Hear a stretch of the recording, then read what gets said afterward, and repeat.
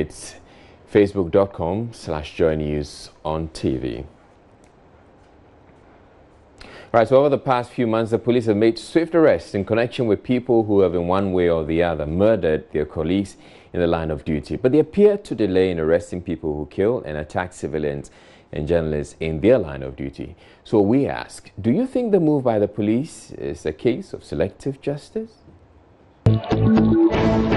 The prosecution starts from the police station, or the policemen start the prosecution. And here is the case, we have the policemen condoning these crimes. Then you have a bit of a challenge where you have a policeman prosecuting policemen.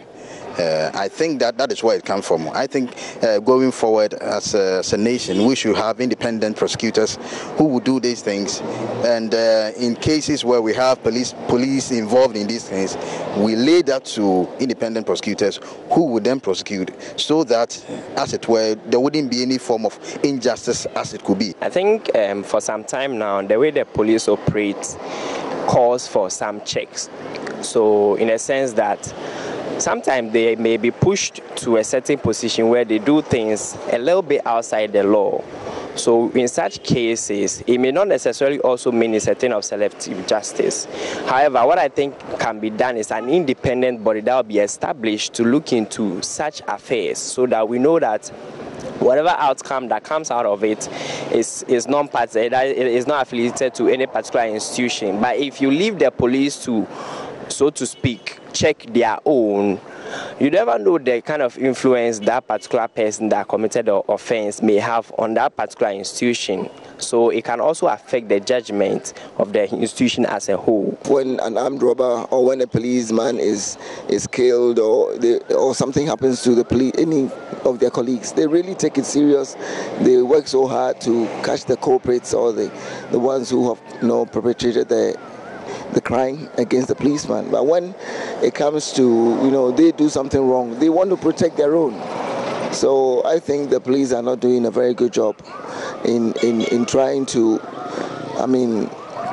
promote justice so far as it has to do with their kind or their own. Well, I don't think so. Sometimes if you want to go, or you want to delve deeply into issues, you make a mistake, because everything is a process of law, so we have to let the law take its due course. All right, so let's get on to Facebook and read some of your comments. By Jeremiah says, no, I don't think so, because there are a lot of cases which don't involve the police personnel, but they deal with swiftly. We have a need to put a little bit of pressure on them, and justice will be delivered in the case of Lateef. Videos are there to be used as evidence, so what is keeping the police from fishing out the officers involved in dealing with the case in good time? And then Kwesi Boatian says, this looks more of vengeance for the departed uniform man. There are 101 questions about the activities of the police. How can police beat up a journalist in front of their headquarters in Accra? And up to now, they don't know which officers did that act, but are quick to arrest robbers who gunned down one of their own in a village in Bogoso. They think we're fools. Next time, it won't be Lateef Idris, but rather it will be one of their family members. No, you can't say that. We don't wish evil for anybody. Now, Wisdom Kwesi Asimenu says, isn't it obvious? It's a classical case of a selective justice, period. But thank God the good people of Ghana are not suffering from selective amnesia. Kumile says, not entirely correct, because you have to put order in your house first to boost the confidence of the others whose houses you're about to put in order. Isaac's Bible says, maybe police uniforms are now having CCTV camera, and civilians have only buttons and belt. I rest my case. I don't quite get it. Mamiama says, you too, many journalists have been brutalized, but only Lateef that you want justice for. Even today, Adom FM journalists were slapped. Do you report it? Selective justice too on your side. This world can never be fair. Walanyo Akwetia says, they know what they are doing, and Hussein Adam says their actions speak for itself. Well, still, on the police, surprisingly, a gospel musician has been identified as the leader of the armed robbery gang who shot and killed Lance Corporal Nicholas Duku of the Takwa Police. The gang also robbed an Indian businessman to the tune of 900,000 Ghana cedis. With this interesting revelation, what do you make of the current caliber of entertainers in the industry? Well, I think that specifically with our gospel artists, can I even say they are gospel artists at all? I think that they are not living up to expectation. The gospel, Mark, Luke, John, I don't think what we see is what they portray. What is there is what they portray. So personally, I think they are not living up to the expectation. I think some of them are cool. The upcoming artists, they are okay, but there are some of them are very rowdy. I don't want to mention names, but it's not that bad. We have the good ones and the bad ones as well. Some of them are good, yeah, and some of their characters are very bad. Some of them are rude and arrogant, yeah. And some of the gospel artists, some of them, they do pretend, yeah. Some of them, I don't know if they are gospel artists. I don't know what they are doing in the industry. But I think some of them, they are not good for the job. Yeah.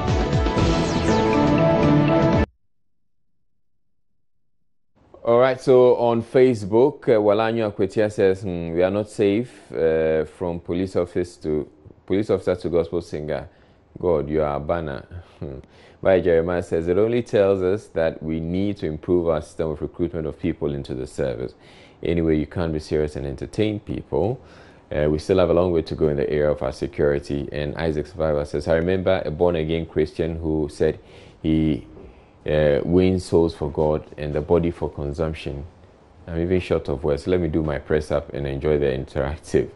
And Philip Ahuma says they come to the entertainment industry to make big money, and when the money is not coming, they resort to other quick ways of making it. As the saying goes, not all that glitters is gold. Beware, people of Ghana. And Abdul Jalil says, hey, GH hot, even the gospel singer involved in such criminality.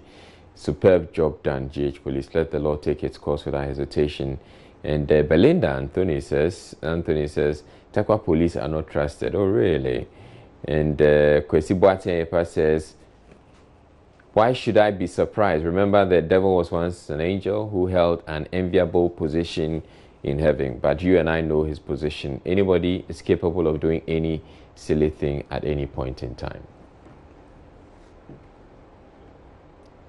Now, in the past few weeks, there's been various reports on the youth abusing drugs like tramadol and cough syrups which contain codeine.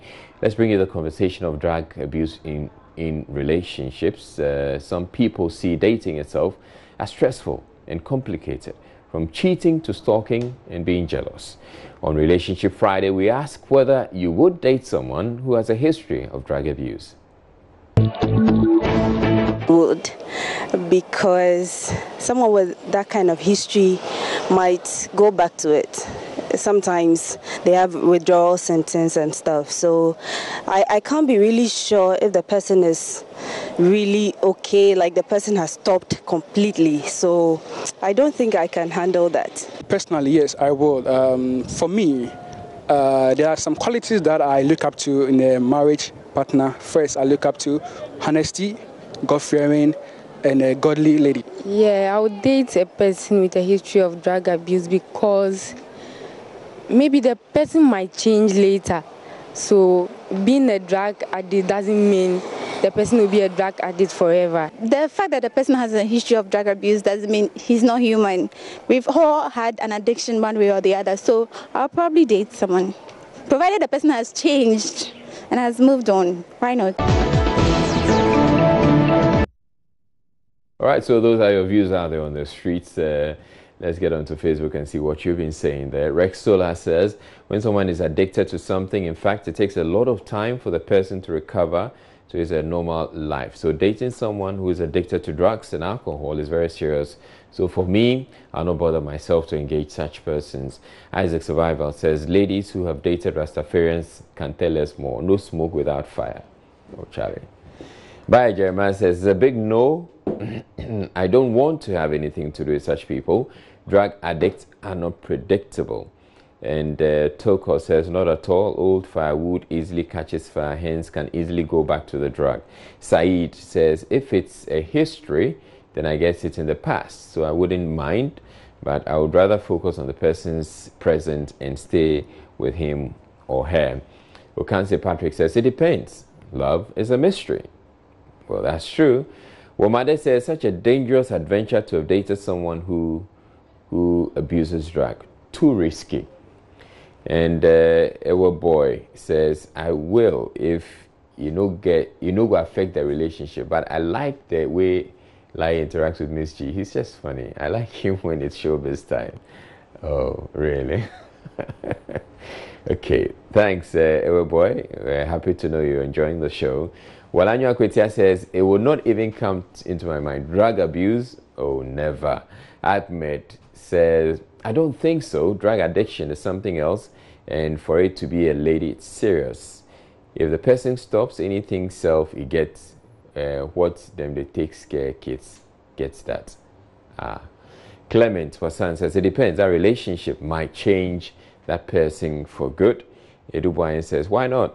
If she really loves me. And Al-Hassan Hussein Matu says, a big no. Kwesi Boatiayepa says, but in Ghana, we all have abused drugs in one way or the other. If we are to go by that criteria, then nobody will date. Apia Kubi says, no.